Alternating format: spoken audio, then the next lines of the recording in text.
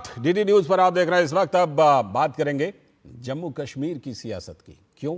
क्योंकि वहां पर 370 हटने के बाद से पहली बार विधानसभा का चुनाव हो रहा है, तो सियासी हलचल तेज है जम्मू कश्मीर में। पहले चरण के नामांकन का आज आखिरी दिन है। विधानसभा चुनाव के फर्स्ट फेज के नामांकन के लिए महबूबा मुफ्ती की बेटी इल्तिजा मुफ्ती सहित कई लोगों ने पर्चा दाखिल किया। तो जाहिर है कि सभी पार्टियों ने सीटों को लेकर फंसे हुए पेंच को सुलझाने में तेजी दिखाई है।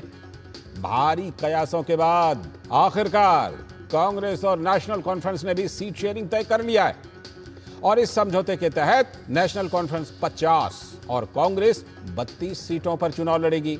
6 सीटों पर दोनों पार्टियों में फ्रेंडली फाइट, जिसे नूरा कुश्ती कहते हैं, वो चलेगी।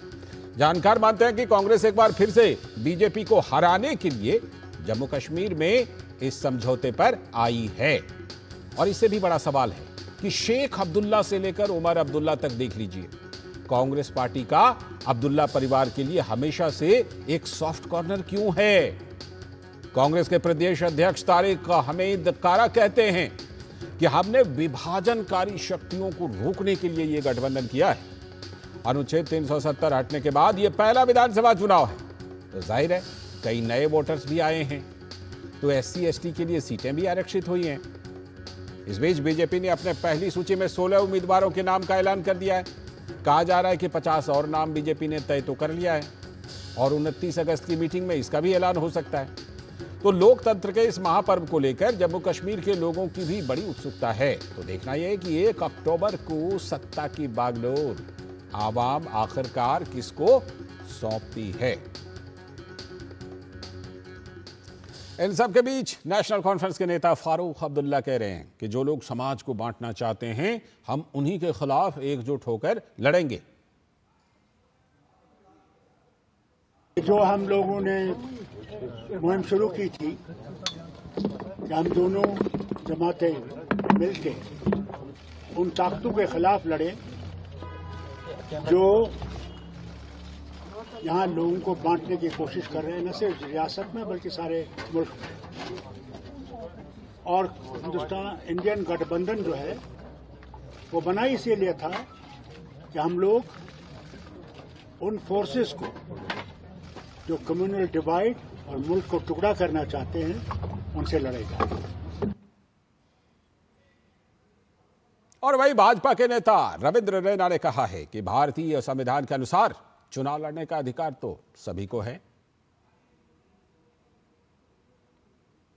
जो भारत के संविधान को मानता है, जो देश के कॉन्स्टिट्यूशन को मानता है और चुनाव आयोग की गाइडलाइंस, उनके द्वारा निर्धारित पैमानों पर जो खरा उतरता है वो चुनाव भी लड़ सकता है, अपना राजनीतिक दल का गठन भी कर सकता है। ये तो भारत का संविधान इजाजत देता है। और कांग्रेस के महासचिव केसी वेणुगोपाल ने भाजपा पर हमला किया और कहा कि नेशनल कॉन्फ्रेंस और PDP तो वही है, फिर भाजपा का विश्वास कैसे किया जाए। Bharatiya Janata Party had alliance with the National Conference earlier. They had alliance with the PDP earlier. National Conference, the same old National Conference is still National Conference. Yeah. Same old PDP is still PDP. They had alliance with both the parties with the same program. Every political party have their own programs, their own manifesto, their own promises. We have our own promises, our own manifesto. When we are forming the government, there will be a common minimum program.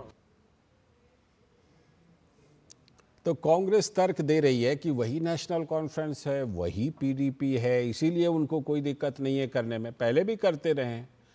लेकिन कांग्रेस का ये तर्क कहां तक जायज है? बात करने के लिए हमारे साथ स्टूडियो में मौजूद है हमारे सलाहकार संपादक विनोद मिश्र जी। सीधे उनका रुख करते हैं। विनोद जी, ये तर्क चलेगा क्या?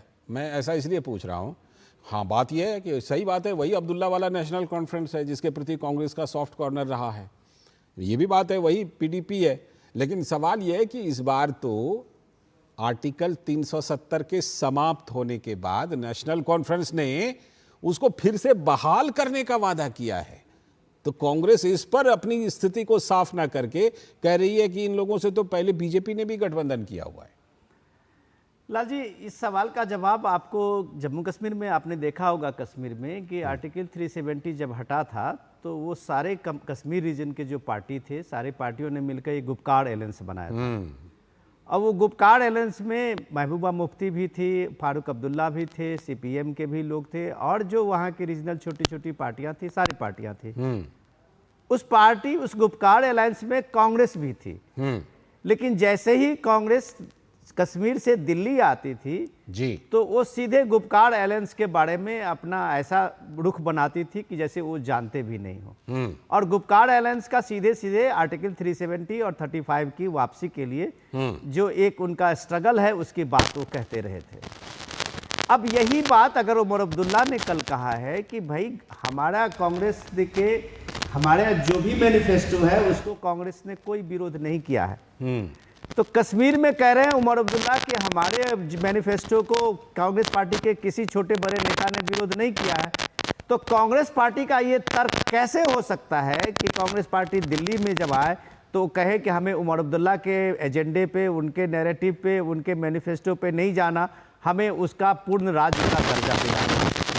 तो ये सारी चीजें आप एक तरह से जनता को गुमराह करते हैं। आप जनता को ये जो बताने के लिए जब आप बताते हैं कि भाई आपको सीधे सीधे सत्ता चाहिए, और सत्ता में आपका जो है रोल इतना छोटा हो गया है कि अगर 52 सीट पे फारूक अब्दुल्ला खुद उनकी पार्टी लड़ रही है तो वो खुद अपनी बहुमत से सरकार बना लेंगे। अगर उनकी पार्टी जीतती है तो फिर कांग्रेस की वहां जरूरत क्या पड़ेगी?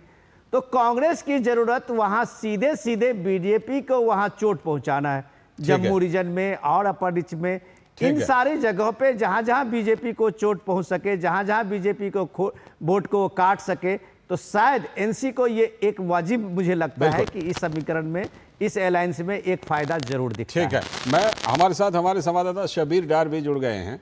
मैं शबीर डार से एक अपडेट जरूर लेना चाहूंगा। शबीर, ये बताइए, इस बार गुलाम नबी आज़ाद जो कांग्रेस के वरिष्ठ नेता हुआ करते थे, अब तो नहीं है कांग्रेस में, इस बार उनका क्या रोल दिखाई पड़ रहा है इस चुनाव में? कुछ उनकी पार्टी लड़ रही है, उनके बारे में क्या अपडेट है? वो एक्टिव हैं?